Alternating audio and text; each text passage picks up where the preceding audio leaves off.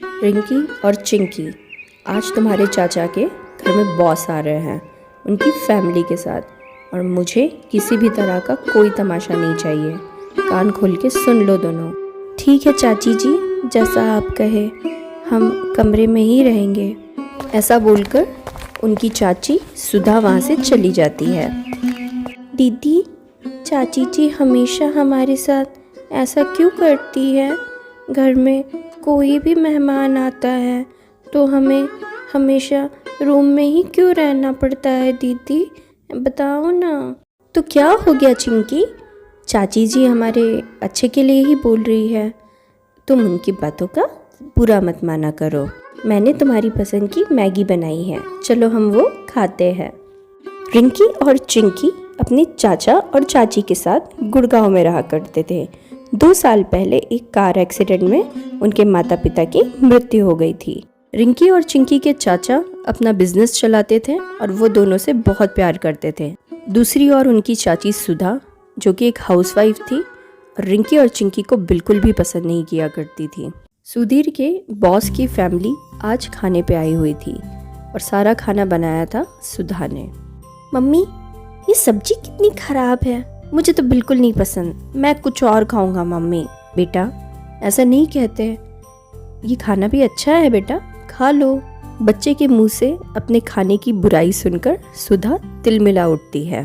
बेटा, अगर तुम्हें ये पसंद नहीं आ रहा है तो मैं अभी जाके तुम्हारे लिए कुछ और बना के ले आती हूँ।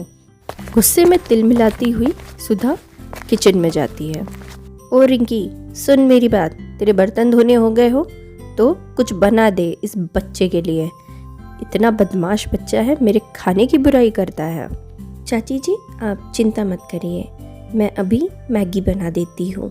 छोटे बच्चों को मैगी बहुत पसंद होती है। हाँ हाँ, वही बना दे तेरी मैगी, शायद इस बदमाश बच्चे को वो पसंद आ जाए और तेरे चाचा को ये कॉन्ट्रैक्ट मिल जाए। रिंकी जल्दी से मैगी बना के तैयार करती है। माँ, ये मैगी तो बहुत ही ज़्यादा टेस्टी है, मुझे ऐसी मैगी रोज़ चाहिए। बेटा, जब भी तुम्हें मैगी खानी हो आप लोग यहाँ आ सकते हैं। आंटी, मैं तो ज़रूर आऊँगा ये मैगी खाने, वो पूरी सब्जी मत बनाइएगा, बिल्कुल बेस्वाद थी। बेटा ऐसा नहीं बोलते हैं, बैड हैबिट। सुधा अंदर ही अंदर गुस्से में आग बबूला हो रही थी। कुछ दिनों बाद रिंकी बहुत ही ज़्यादा खुश थी और अपने चाचा के पास आती है। चाचा जी, आज मेरे 10th का रिज़ल्ट आया है और मुझे 85% मार्क्स मिले हैं। बहुत बहुत मुबारक हो तुमको बेटा, ऐसे ही दिल लगा के पढ़ाई करो। आई है बड़ी 85% वाली, खर्चा तो हमारा होता है ना तुम्हारी पढ़ाई लिखाई पे। तुम्हारे माँ बाप तो चले गए इस दुनिया से और तुमको हमारे सर पे बोझ की तरह फेंक कर चले गए हैं। सुधा, ये क्या तरीका है तुम्हारा बच्ची से बात करने का? आज कितना खुशी का मौका है। अरे क्या गलत कहा मैंने, बोझ को बोझ ही तो कहूँगी ना। चाची जी हमें माफ़ कर दीजिए, मैं आप पे कभी बोझ नहीं बनना चाहती हूँ। अगर हम पे बोझ नहीं बनना चाहती हो तो पहले कुछ कमाओ और अपना खर्चा खुद ही उठाओ। ठीक है चाची जी, जैसा आप कहें, अब मैं खुद कुछ काम करके कमाऊंगी। सुधा, एक छोटी बच्ची से ऐसी बातें करते हुए तुम्हें शर्म आनी चाहिए। अभी उसकी पढ़ाई की उम्र है और तुम इसे काम करने के लिए बोल रही हो। आप उसकी ज़्यादा तरफदारी मत करिए, समझे? चिंकी, अब आगे की पढ़ाई के लिए हमें ही कुछ करना होगा। मैं कुछ काम करूँगी ताकि हमें पैसे मिले। दीदी, चाची मुझे अनाथ कह रही थी। दीदी, हम अनाथ है क्या? मेरी बच्चियों, चाची की बात का बुरा मत मानो, मैं हूँ तुम्हारे साथ। तुम्हें जो भी पैसे की ज़रूरत हो मुझसे मांग लिया करना। चाचा जी, मैं अपना मैगी का स्टॉल लगाना चाहती हूँ ट्यूशन क्लासेस के बाहर। वहाँ बहुत सारे बच्चे आते हैं और उन्हें मैगी भी पसंद होती है। आप जो मुझे पैसे देंगे वो मैं कमाकर एक दिन आपको वापस भी कर दूँगी। बेटी, तुम्हें जो भी पैसों की ज़रूरत हो मुझसे मांग लेना, मैं हमेशा तुम्हारे साथ हूँ। कुछ दिनों के बाद अपनी ट्यूशन क्लासेस के बाहर रिंकी अपना मैगी का स्टॉल लगाती है। हमारे लिए 3 प्लेट मैगी लगा देना, वो भी एक्स्ट्रा चीज़ डाल के। ये लो आप तीनों की एक्स्ट्रा चीज़ वाली मैगी।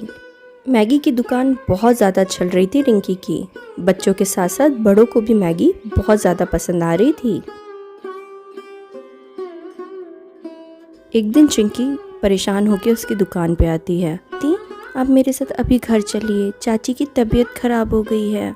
डॉक्टर अंकल आए थे और उन्होंने कहा कि चाची अब कभी चल नहीं पाएगी। दोनों घर की ओर निकल पड़ते हैं। सुधा के पैरों में लकवा हो गया था, जिसके कारण अब वो कभी खड़ी नहीं हो पाएगी।